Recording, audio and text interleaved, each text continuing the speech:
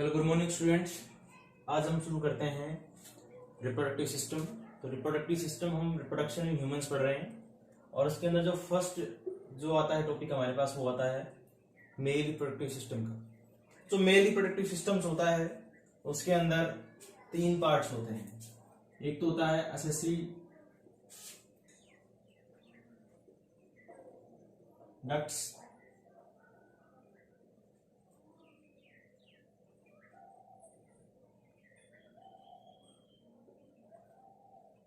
Glands और external genitalia.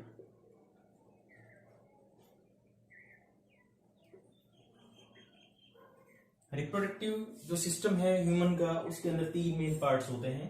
Reproductive system के अंदर जो मेल रिप्रोडक्टिव सिस्टम है, फर्स्ट आता है एसेसरी डक्ट। तो एसेसरी डक्ट्स के अंदर क्या होती है, जितनी भी ट्यूब लाइक होती है इसके अंदर जो कैरी करती है स्पर्म को या सीमेन को जो भी है, तो वो जो ट्यूबलाइक स्ट्रक्चर्स होती है उनको हम बोलते हैं डक्ट्स। ठीक है, एसेसरी डक्ट्स। दूसरा होता है ग्लैंड्स। अब इसके अंदर नेक्स्ट ग्लैंड्स जो आती है वो तीन होती है। ठीक है, सेमिनल वेसिकल, प्रोस्टेट ग्लैंड्स और बर्बूथल ग्लैंड्स। तो ये तीन ग्लैंड्स होगी। एक्सटर्नल जेनिटेलिया के अंदर पेनिस आएगा, ठीक है, और टेस्टिस। ठीक है, इसके अलावा टेस्टिस होती है। ठीक है, तो ये मेजर पार्ट्स होते हैं मेल रिप्रोडक्टिव सिस्टम के और उसके अंदर हम इसको डीप में स्टडी करेंगे। ठीक है, तो फर्स्ट शुरू करते हैं हम। देखो, जो टेस्टिस होती है उसके बाहर एक डीपली पिगमेंटेड स्ट्रक्चर होती है, पाउच लाइक स्ट्रक्चर, जिसको आप स्क्रोटम बोलते हैं। स्क्रोटम ये वाला पार्ट होता है।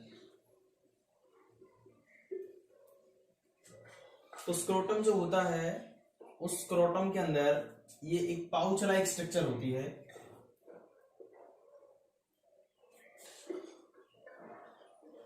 पाउच लाइक होती है और जिसके अंदर टेस्टिस प्रेजेंट होती है। ठीक है, तो ये टेस्टिस होती है, ये दो पेयर ऑफ टेस्टिस प्रेजेंट होता है इन मेल रिप्रोडक्टिव सिस्टम। तो इसके अंदर पाउच लाइक स्ट्रक्चर होती है जिसके अंदर टेस्टिस जो होती है वो लटकी हुई होती है। और इसके अंदर जो पाउच लाइक स्ट्रक्चर है ये, इसके अंदर दो कंपार्टमेंट होते हैं, इस टाइप से होती है। ये दो कंपार्टमेंट्स होते हैं और दोनों कंपार्टमेंट्स के अंदर क्या होता है, ईच कंपार्टमेंट कंटेन टेस्टिस। ठीक है, दो कंपार्टमेंट होते हैं, दोनों के पास क्या होता है, टेस्टिस होती है। अब जो स्क्रोटम होता है वो डीपली पिगमेंटेड होता है।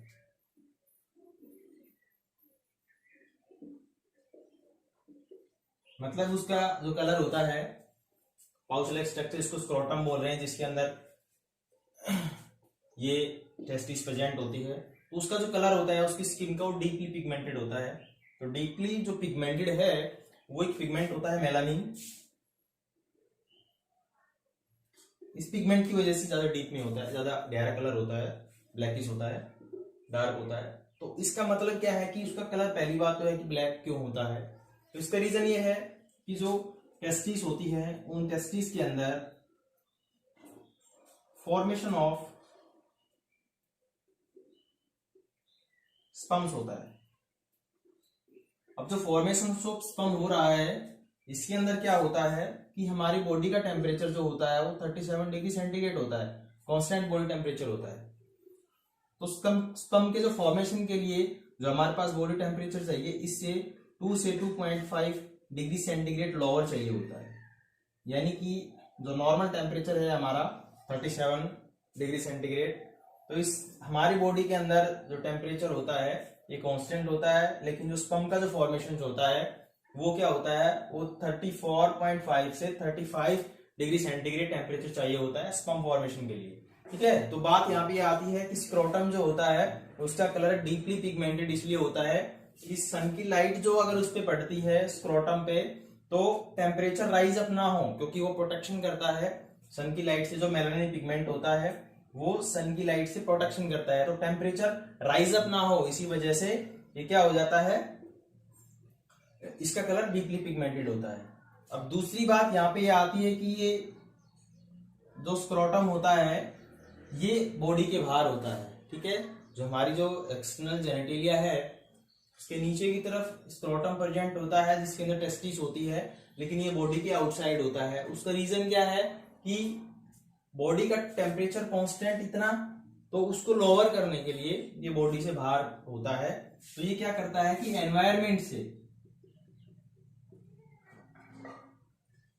एनवायरमेंट से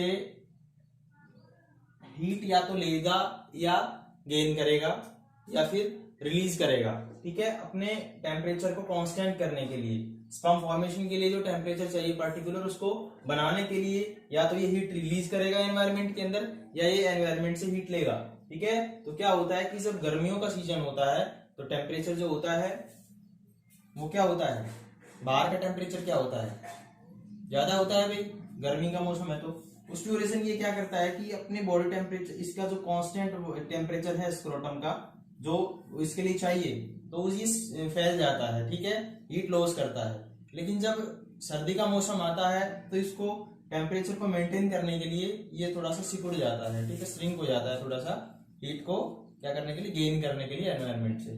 तो ये जो स्क्रोटम होता है ये deeply pigmented like pouch like structure होती है, ठीक है। उसके अंदर 2 कंपार्टमेंट होते हैं और जो 2 कंपार्टमेंट होते हैं उन दोनों कंपार्टमेंट्स के अंदर टेस्टिस प्रेजेंट होती है। ये था स्क्रोटम। अब स्क्रोटम के बाद जो नेक्स्ट आता है वो आता है टेस्टिस। तो सबसे इंपॉर्टेंट पार्ट है testis.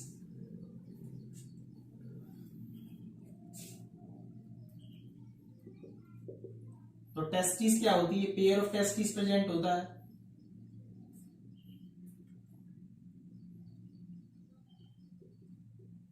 Pair of testis present होता है, पीयर शेप की होती है, ठीक है, इस टाइप में, ठीक है।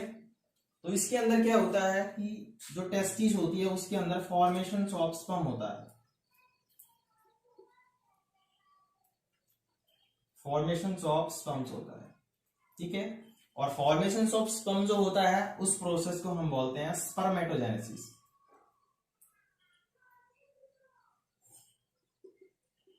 स्पर्मेटोजेनेसिस एक प्रोसेस होता है जिसके अंदर फॉर्मेशन ऑफ स्पर्म होता है। अभी जो टेस्टिस है इसकी शेप इस टाइप से होती है, ठीक है, और इसके अंदर इस टाइप से ऊपर से एक और स्पेसिफिक पार्ट्स होता है इसका, जिसको आप बोलते हो एपिडिडाइमिस, लेकिन इसको हम बाद में पढ़ेंगे। तो ये जो टेस्टिस होती है, इस टेस्टिस के अंदर क्या होता है, इस टाइप से कंपार्टमेंट्स बने हुए होते हैं। टेस्टिस के अंदर इस टाइप से कंपार्टमेंट्स बने हुए होते हैं, और ये जो कंपार्टमेंट्स होते हैं इसको हम बोलते हैं टेस्टिकुलर लोब्यूल्स।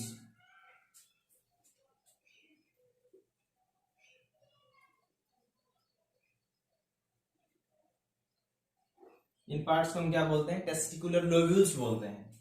और ये जो टेस्टिकुलर लोब्यूल्स होते हैं जितने भी, इसके अंदर 250 होते हैं टोटल, मैक्सिमम 250 हो सकते हैं टेस्टिकुलर लोब्यूल्स। और जो टेस्टिकुलर लोब्यूल्स हैं, ये जो 250 हैं इन नंबर, तो इसके अंदर क्या होता है कि टेस्टिकुलर लोब्यूल्स के अंदर इस टाइप से कॉइल्ड फॉर्म के अंदर सेमिनिफेरस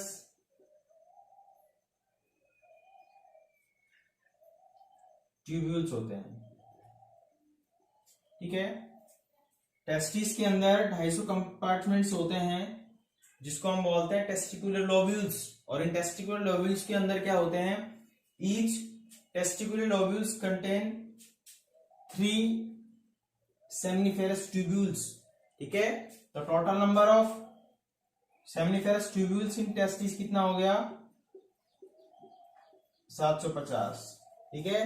तो कई बार ये पूछा जाता है हाई एग्जाम्स के अंदर, ये जो सेमिनिफेरस ट्यूब्यूल्स है उसके नंबर कितने होते हैं टेस्टिस के अंदर, तो मैक्सिमम नंबर होते हैं 750, ठीक है। अभी जो टेस्टिकुलर लोब्यूल जो सेमिनिफेरस ट्यूब्यूल्स है इसके अंदर होता है ये फॉर्मेशन ऑफ स्पर्म, ठीक है, क्लियर। अभी जो फॉर्मेशन ऑफ स्पर्म होता है इसके अंदर, तो ये आपको पता होना चाहिए कि टेस्टिस के अंदर सेमिनिफेरस ट्यूब्यूल्स होता है, उसके अंदर फॉर्मेशन ऑफ स्पर्म होता है, ठीक है। और जो स्पर्म होता है इसको हम क्या बोलते हैं, मेल गैमीट बोलते हैं, ठीक है। जाइगोट बनने के लिए फ्यूजन होता है, जाइगोट बनाने के लिए मेल और फीमेल गैमेट्स का फ्यूजन होता है, इसको फर्टिलाइजेशन बोलते हैं। तो ये जो मेल गैमेट होता है ये फ्यूज करता है फीमेल गैमेट्स के साथ, ठीक है। तो जो मेल गैमेट्स होता है उसका फॉर्मेशन टेस्टिस के अंदर होता है, इसी वजह से टेस्टिस को हम प्राइमरी सेक्स ऑर्गन बोलते हैं। प्राइमरी सेक्स ऑर्गन का मतलब होता है वो ऑर्गन जिसके अंदर गैमेट्स का फॉर्मेशन होता है। तो गैमेट्स का जो फॉर्मेशन होता है वो टेस्टिस के अंदर होता है, इसी वजह से टेस्टिस को क्या बोलते हैं, ये पेयर ऑफ टेस्टिस होती है ये, ठीक है। तो इसको हम बोलते हैं प्राइमरी सेक्स ऑर्गन। इसके बाद आता है नेक्स्ट इसके अंदर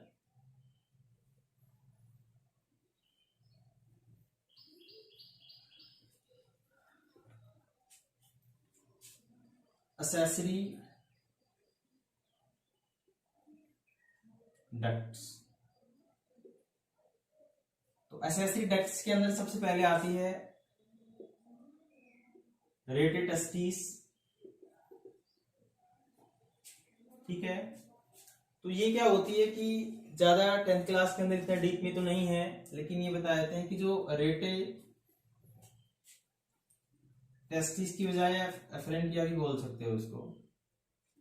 तो ये जो होती है ये क्या करती है कि जो स्पर्म का फॉर्मेशन हो रहा है इसके अंदर टेस्टिस के अंदर, उस टेस्टिस से स्पर्म कैरी करके एपिडर्मिस के अंदर स्टोर कर देती है, ठीक है। तो ज्यादा कुछ नहीं है इसके अंदर। उसके बाद जो नेक्स्ट आता है इसके अंदर वो आता है वासा डिफरेंसेस।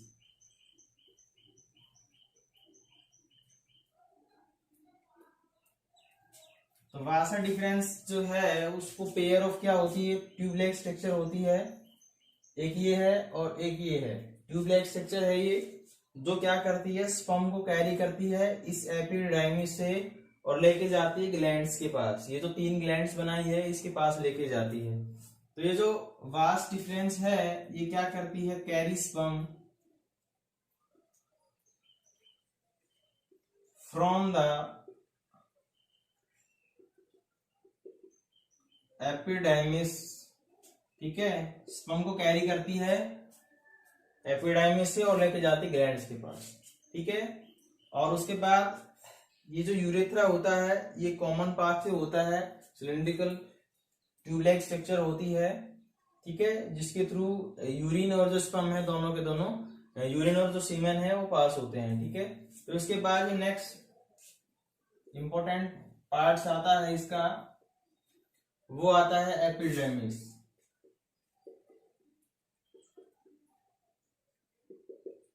तो एपिडर्मिस की अगर हम बात करते हैं तो इस टाइप से ग्लैंडुलर पार्ट टाइप में होता है, मस्कुलर होता है ये, और इसकी शेप जो होती है वो जो टेस्टिस है उस टेस्टिस के ऊपर होती है, मतलब बैक साइड में इस टाइप से, ठीक है। तो इसको हम बोलते हैं एपिडिडाइमिस। तो एपिडाइमिस जो होता है वो एज ए स्टोरेज काम करता है, ठीक है। तो जो स्पर्म्स होते हैं उन स्पर्म को ये स्टोर करता है, ठीक है, क्लियर है। स्पर्म को क्या करता है, ये स्टोर करता है। अब स्पर्म को जब ये स्टोर करता है तो जब सेक्सुअल इंटरकोर्स होता है तब यहां से स्पर्म रिलीज हो जाते हैं विद द हेल्प ऑफ वास डिफरेंसेस, ठीक है। तो ये क्या करता है, स्पर्म को स्टोर करता है। देखो जो ये एपिडाइमिस है इसका जो पोस्टीरियर पार्ट होता है इसको हम बोलते हैं कोडा एपिडाइमिस।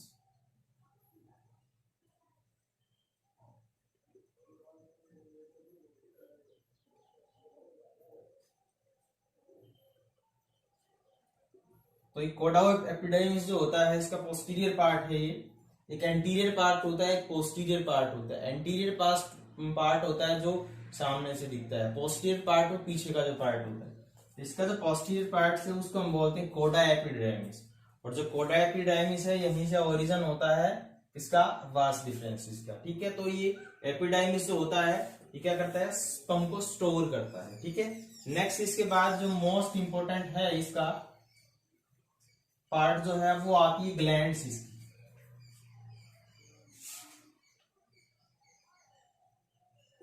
तो ग्लैंड्स के बारे में बात करते हैं तो ग्लैंड्स 3 होती है इसके अंदर। फर्स्ट होती है सेमिनल वेसिकल, दूसरी होती है प्रोस्टेट ग्लैंड,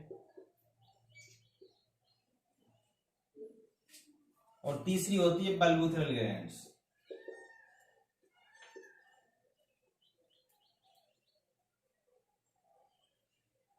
तो ये 3 क्या होती है, ग्लैंड्स होती है।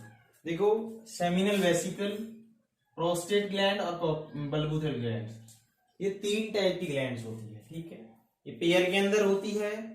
ठीक है, ये भी पेयर के अंदर, ये सिंगल होती है, और इस टाइप कॉइल होती है ये। ठीक है, जो पेनिस होता है उसके अपर साइड में। अब इनका काम क्या होता है कि ये जो ग्लैंड्स होती है ये कुछ ना कुछ सिक्रीट करती है। ठीक है, तो देखो ये तीनों की तीनों जो ग्लैंड्स होती है ये फ्लूइड सिक्रीट करती है। ठीक है, और ये जो फ्लूइड होता है ये मोस्ट इंपॉर्टेंट होता है। ठीक है, तो जो स्पर्म होता है वो प्लस में ये जो फ्लूइड होता है, ठीक है, तो इन दोनों के जो कॉम्बिनेशन होता है हम उसको सीमेन बोलते हैं। और जब सेक्सुअल इंटरकोर्स होता है तो जो रिलीज होता है मिल्की सा, उसको हम सीमेन बोलते हैं। ठीक है, इस सीमेन के अंदर क्या होता है, अगर हम स्पर्म की बात करें तो 200 से 300 मिलियंस ऑफ स्पर्म रिलीज होते हैं एक बार में। ठीक है, तो ये सीमेन होता है और फ्लूइड जो होता है। अब देखो, ये सेमिनल वेसिकल्स जो है ये क्या करती है, एक फ्लूइड रिलीज करती है जिसका नेचर होता है एल्कलाइन। ठीक है, और टोटल जो सीमेन होता है उसका 60% ये वॉल्यूम कंटेन करता है, ये जो फ्लूइड होता है इसका। ठीक है, और ये एल्कलाइन क्यों बनाती है, ये एल्कलाइन इसलिए बनाती है ये, ठीक है, कि जो यहाँ पे स्पर्म जाएगा तो क्या करता है, ये स्पर्म जैसे जाएगा तो यहाँ का जो एनवायरमेंट होता है यूरेथ्रा का, उसके अंदर बहुत सारे बैक्टीरिया होते हैं, तो वो क्या हो जाता है, एसिडिक एनवायरमेंट हो जाता है। अब जब यहाँ का एनवायरमेंट एसिडिक हो गया तो स्पर्म यहाँ से जाएगा तो डेड हो जाएगा। इसी वजह से उसको न्यूट्रलाइजेशन करने के लिए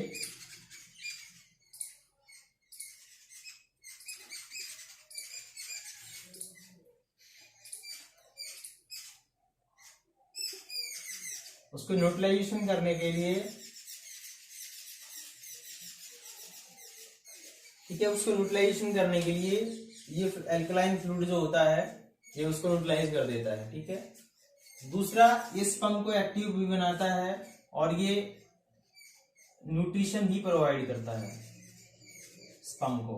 ठीक है, क्लियर। दूसरा प्रोस्टेट ग्लैंड जो होती है ये थोड़ा सा एसिडिक एनवायरनमेंट प्रोवाइड करती है, फ्लूइड रिलीज करती है, और ये टोटल जो होता है उसका 25% टोटल सीमेन का 25% ये क्या करती है, फ्लूइड डालती है ये उसके अंदर। बल्बूथरल ग्लैंड जो होती है ये भी एक मिल्की सब्सटेंस रिलीज करती है जो एल्कलाइन होता है। ठीक है, तो ये भी क्या रिलीज करती है, एल्कलाइन का फ्लूइड रिलीज करती है जो कि न्यूट्रलाइजेशन के लिए हेल्प करता है। तो ये तीनों की तीनों जो ग्लैंड्स होती है ये क्या करती है, स्पर्म को एक्टिव बनाती है, दूसरा मूवमेंट करने के लिए पे फ्लूइड है एक टाइप से, तो उसके अंदर इजी मूवमेंट कर सकता है स्पर्म, तीसरा न्यूट्रिएंट प्रोवाइड करती है ये, और उसको न्यूट्रलाइजेशन के लिए हेल्प करती है। ठीक है, तो ये क्या होती है, ग्लैंड्स होती है 3।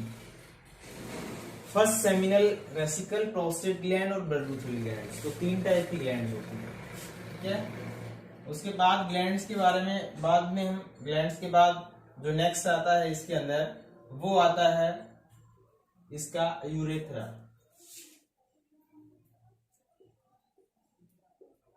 अब अगर हम यूरेथ्रा की बात करते हैं तो यूरेथ्रा आपको नजर आ रहा होगा, ये ट्यूब लाइक स्ट्रक्चर होती है जो कैरी करती है स्पर्म सीमेन को, प्लस में यूरिन को। मतलब कि दोनों के लिए यूरिन और जो सीमेन है उसके लिए पाथवे, कॉमन पाथवे होता है। देखो, स्पर्म जो आ रहा है उसका तो पाथ अलग है, यूरिन जो आ रहा है उसका पाथ अलग है, लेकिन क्या है, यहाँ पे आने के बाद वो कॉमन एक पाथवे बन जाता है जिसको आप यूरेथ्रा बोलते हो। तो यूरेथ्रा, जो यूरेथ्रा है, अभी यूरेथ्रा एक कॉमन पाथवे प्रोवाइड करता है सीमन के लिए भी और यूरिन के लिए भी, कि भाई इसके अंदर से सीमेन भी जा सकता है और उसके अंदर से यूरिन भी जा सकता है। ठीक है, तो वो होता है यूरेथ्रा। ये ट्यूब लाइक स्ट्रक्चर होती है। इसके बाद यूरेथ्रा के बाद नेक्स्ट जो मोस्ट इंपोर्टेंट आता है, जिसको आप एक्सटर्नल जेनिटेलिया बोलते हो, उसको हम पेनिस बोलते हैं। ठीक है, पेनिस ये पूरा होता है, और ये पेनिस जो होता है एक्सटर्नल जेनिटेलिया होता है, तो सेक्सुअल इंटरकोर्स के अंदर हेल्प करता है। यानी कि जब सीमेन को ट्रांसफर होना होता है किसके अंदर, वेजाइना के अंदर, फीमेल की जो वेजाइना होता है, तो उसको डिपॉजिट करता है ये पेनिस। ठीक है, इरेक्ट होने के बाद यहां से सीमेन रिलीज होता है सेक्सुअल इंटरकोर्स के ड्यूरेशन, तो ये पेनिस होता है। ठीक है, अभी पेनिस जो होता है इसके ऊपर एक कवरिंग होती है जिसको आप फोर स्किन बोलते हो। ठीक है, और इसकी जो टिप होती है उसको हम बोलते हैं ग्लैस पेनिस। जो ग्लैस पेनिस होता है वो टिप लाइक मस्कुलर होता है। ठीक है, और ये जो पेनिस होता है एक कवर होता है एक स्किन से जिसको फोर स्किन बोलते हैं। अभी जो फोर स्किन होती है ये क्या करती है कि ये इसकी प्रोटेक्शन करती है एक टाइप से, लेकिन क्या होता है कि जो मुस्लिम लोग होते हैं वो इस फोर स्किन को रिमूव कर देते हैं वहां से। ठीक है, तो उनका एक बेनिफिट भी होता है कि जो सेक्सुअल इंटरकोर्स के ड्यूरेशन जो खतरा होता है एसटीडीज का, सेक्सुअल ट्रांसमिटेड डिजीज, वो यहाँ से कम हो जाती है, क्योंकि ये जो फोर स्किन होती है ये उस पे रहती है पेनिस पे, तो अंदर का जो एनवायरमेंट होता है उसके अंदर बहुत सारे बैक्टीरिया बन जाते हैं। ठीक है, तो उसको जब ये एब्सेंट होगी तो क्या करेगी भाई, आगे की जब ये एब्सेंट होगी, यहाँ से यूरिन भी आता है, तो यूरिन के जो ड्रॉपलेट्स होती है उसकी वजह से यहाँ पे बहुत सारे बैक्टीरिया बन जाते हैं। ठीक है, बैक्टीरिया ओरिजिनेट हो जाते हैं। अब क्या हुआ कि जो बैक्टीरिया बन गए यहाँ पे, क्योंकि आपको पता है कि जो बैक्टीरिया वगैरह है वो आपको कहीं पे भी मिल सकते हैं। ठीक है, तो जो बैक्टीरिया है वो इन्फेक्शन के लिए ज्यादा रेस्पॉन्सिबल होते हैं, तो जो फॉरस्किन का मुस्लिम के अंदर रिमूव किया जाता है वो तो कुछ और रीजन समझते हैं, लेकिन एक्चुअल में रीजन होता है कि जो एसटीडीज का जो ट्रांसमिशन होता है उसका खतरा कम हो जाता है। ठीक है, तो ये पढ़ा है हमने यूरेथ्रा। एक इसके अंदर प्यूबर्टी आता है वर्ड्स, प्यूबर्टी एक टाइम पीरियड होता है मेल के अंदर, टाइम पीरियड होता है जिसके ड्यूरेशन उसके जो सेक्सुअल ऑर्गन जो हैं वो काम करना शुरू कर देता है। ठीक है, लगभग 13 से 16, मेनली 13 से 16 तक एज होती है ह्यूमन बीइंग के अंदर। जो मेल है उसके अंदर से ये जो रिप्रोडक्टिव ऑर्गन्स जो होते हैं काम करना शुरू कर देते हैं, उसको हम बोलते हैं प्यूबर्टी। ठीक है, क्लियर। तो ये था हमने मेल रिप्रोडक्टिव सिस्टम के बारे में पढ़ा है। ठीक है, इसके बाद हम नेक्स्ट शुरू करते हैं फीमेल रिप्रोडक्टिव सिस्टम।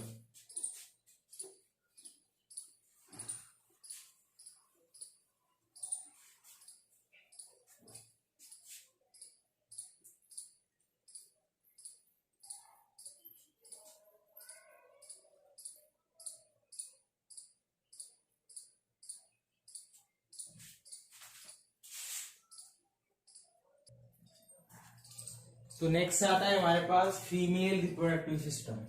अब ये जो फीमेल रिप्रोडक्टिव सिस्टम होता है ये फीमेल के अंदर प्रेजेंट होता है, फीमेल आया सीधी सी बात है, तो उसके अंदर जो रिप्रोडक्टिव सिस्टम है उसके भी डिफरेंट पार्ट्स होते हैं जिसके बारे में हम स्टडी करते हैं। ठीक है, तो फर्स्ट उसके अंदर आता है ओवरी।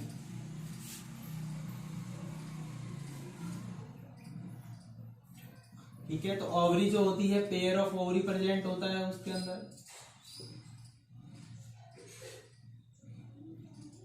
ठीक है, ये ओवरी है, ये वाली पेयर शेप में होती है ये भी, और 2 से 4 सेंटीमीटर लॉन्ग होती है। ठीक है, तो ओवरी जो आती है उस ओवरी के अंदर फॉर्मेशन ऑफ ओवम होता है। ठीक है, लेकिन ये सच नहीं है, क्योंकि ओवम का जो फॉर्मेशन होता है वो आफ्टर द फर्टिलाइजेशन होता है। ठीक है, तो आप इसको ओवम की बजाय oocyte लिखे तो ही ज्यादा बेहतर होगा। ठीक है, क्योंकि जब आप डीप में पढ़ते हो तो आपको पता चलता है कि जो ओवम या फिर एग है जो उसका फॉर्मेशन जो होता है वो फर्टिलाइजेशन के बाद होता है, ठीक है। मतलब फर्टिलाइजेशन तो नहीं बोल सकते, जब स्पर्म एंटर करता है ओवम के इसके अंदर सेकेंडरी oocytes के अंदर, ठीक है, इस्थमस और एम्पुला जंक्शन के अंदर, तब जाके फॉर्मेशन ऑफ एग होता है, ठीक है। मतलब बिफोर द फर्टिलाइजेशन, फर्टिलाइजेशन से थोड़ा सा पहले, ठीक है, जब स्पर्म एंट्री करता है उसके अंदर तब। तो फॉर्मेशन ऑफ oocytes तो होता है वो ओवरी के अंदर होता है। तो इसी वजह से जो ओवरी है उसको हम बोलते हैं primary sex organ, primary sex organ, ठीक है। दूसरा ओवरी जो होती है उसके अंदर जो ये फॉर्मेशन ऑफ oocytes हो रहा है इसको हम बोलते हैं oogenesis, ठीक है। तो इस पे जो कवरिंग होती है ओवरी पे उसको हम टुनिका बोलते हैं, ठीक है। 3 लेयर्स होती है ये टुनिका एल्बुजिनिया, इस टाइप से 3 लेयर्स होती है ये, वेजिनलेसिस, टुनिका वेस्कुलोसा, ये 3 लेयर्स होती है जो प्रोटेक्ट करती हैं ओवरी को। ओवरी की जो कवरिंग होती है वो होती है, ठीक है।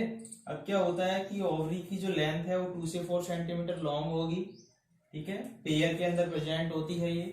दूसरा फॉर्मेशन ऑफ जो oocytes की बात कर रहे हैं हम, इसको प्रोसेस को हम oogenesis बोलते हैं। वो जो प्रोसेस होता है वो ओवरी के अंदर होता है। तो ये जो है ये फीमेल गैमीट होता है, ठीक है। तो फीमेल गैमीट का फॉर्मेशन जो हो रहा है वो ओवरी के अंदर इसी वजह से ओवरी को प्राइमरी सेक्स ऑर्गन बोलते हैं, ठीक है। एक प्राइमरी सेक्स ऑर्गन होता है, एक सेकेंडरी सेक्सुअल ऑर्गन होता है। तो प्राइमरी सेक्स जो ऑर्गन्स होता है वो ऑर्गन्स होता है जिसके अंदर फॉर्मेशन ऑफ गैमीट होता है, और जो सेकेंडरी सेक्स ऑर्गन होता है वो होता है कि जो हेल्प करता है रिप्रोडक्शन के अंदर, या फिर कैसे भी करके फर्टिलाइजेशन के अंदर भी अपना रोल दे रहा है, तो वो सेकेंडरी सेक्स ऑर्गन होता है। तो आई थिंक ये क्लियर हो गया होगा ओवरी जो है वो। अब ओवरी जो है इसको हम बोलते हैं यूट्रस। तो जो ओवरी है वो यूट्रस के साथ ओवेरियन लिगामेंट से जुड़ी होती है।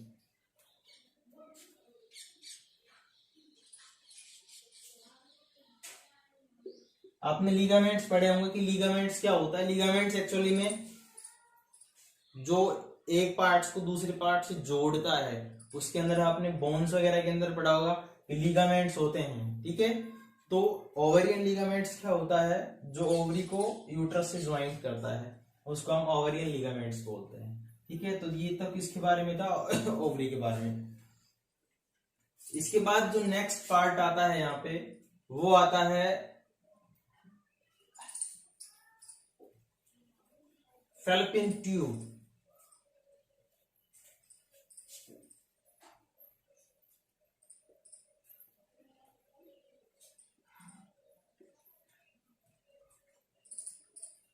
देखो फैलोपियन ट्यूब भी पेयर्स के अंदर होती है, पेयर के अंदर होती है। Pair of fallopian tube is present in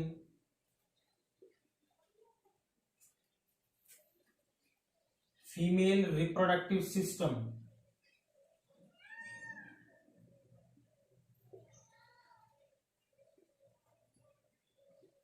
ठीक है। तो ये जो फैलोपियन ट्यूब होती है ये एक पेयर के अंदर होती है। एक तो इधर हो गई ये फैलोपियन ट्यूब, और दूसरी ये फैलोपियन ट्यूब हो गई ये वाली, ठीक है। तो pair of fallopian tube present होती है। और इस फैलोपियन ट्यूब के अंदर क्या होता है कि इसके एंड पे जहां से ये बिल्कुल ओवरी के पास होता है उसको फिंगर लाइक प्रोजेक्शन होता है, जिसको हम बोलते हैं फिम्ब्रियाई। तो ये फिंगर लाइक प्रोजेक्शन होता है,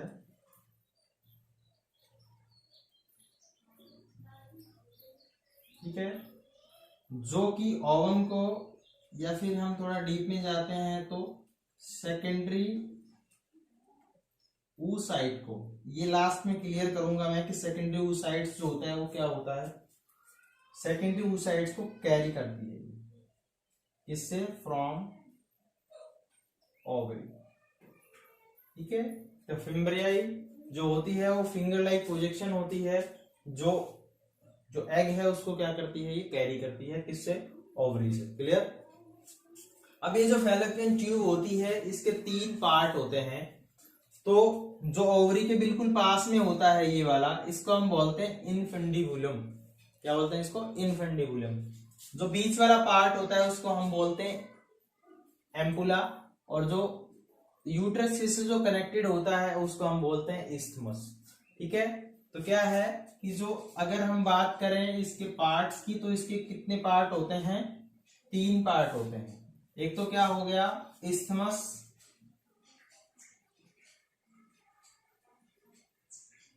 दूसरा हमारे पास आया एम्पुला, और तीसरा आया हमारे पास इनफंडिबुलम।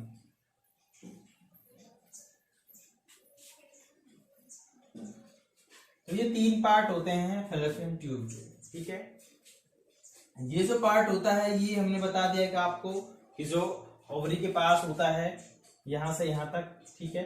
बीच का जो पार्ट होता है उसको हम बोलते हैं एम्पुला, और जो यूट्रस से कनेक्टेड होता है ये वाला पार्ट, इसको हम बोलते हैं इस्थमस। ठीक है। अब इनका जो जंक्शन होता है, जहां पे ये दोनों जुड़ते हैं, ठीक है, वहां जंक्शन पे फर्टिलाइजेशन होता है। ठीक है। फर्टिलाइजेशन का मतलब होता है fusion of male and female gamete. ठीक है। तो ये फैलोपियन ट्यूब होती है जिसके अंदर फर्टिलाइजेशन होता है। अब देखो मैं आपको बताता हूं कि सेकेंडरी oocytes क्या होते हैं। देखो ये जो ओवरी होती है, ठीक है, इसके अंदर बहुत सारे ओगोनिया होते हैं। ठीक है। ये ओगोनिया जो होते हैं ये बनाते हैं प्राइमरी oocyte। ठीक है। प्राइमरी oocytes डिवाइड होके बनाता है सेकेंडरी oocyte।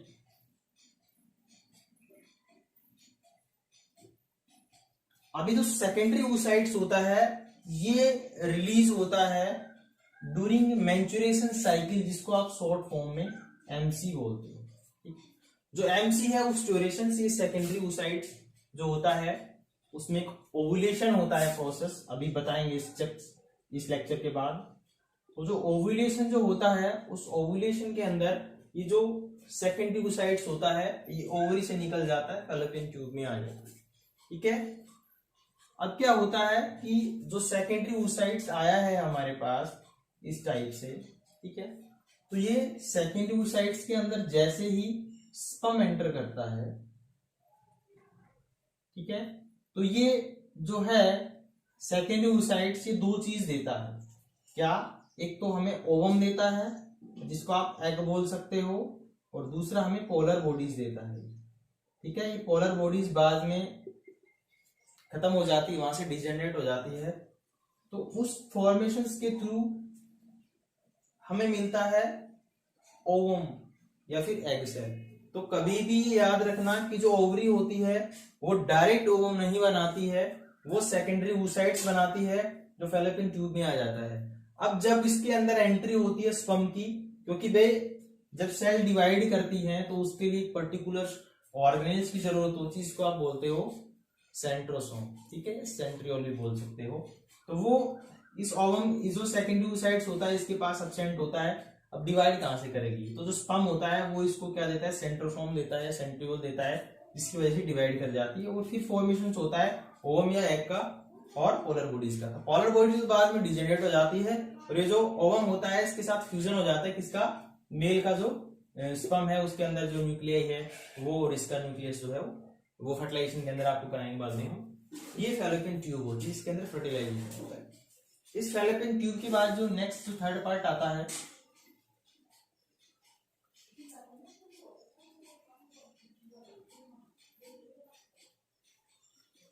तो थर्ड जो पार्ट आता है वो आता है इसके अंदर यूट्रस, जो इसका सबसे मोस्ट इंपोर्टेंट पार्ट होता है। अब जो ये यूट्रस होता है, इस यूट्रस के अंदर क्या होता है कि जो यूट्रस है ये वाला, ठीक है। तो इसको हम यूट्रस बोलते हैं, जिसके अंदर डेवलपमेंट ऑफ एम्ब्रियो होता है, या ये कहें कि बेबी का जो डेवलपमेंट होता है वो यूट्रस के अंदर होता है। ठीक है। क्या होता है कि फर्टिलाइजेशन यहाँ पे हो गया, ठीक है, फर्टिलाइजेशन जब यहाँ पे हो गया तो जो फर्टिलाइजेशन के बाद एम्ब्रियो जो जाइगोट बनता है, देखो शॉर्ट फॉर्मिंग में बना देता हूं मैं। स्पर्म है ये फ्यूज ओवम के साथ तो बनता है जाइगोट। अब जो जाइगोट है उसके बाद बनती है एम्ब्रियो।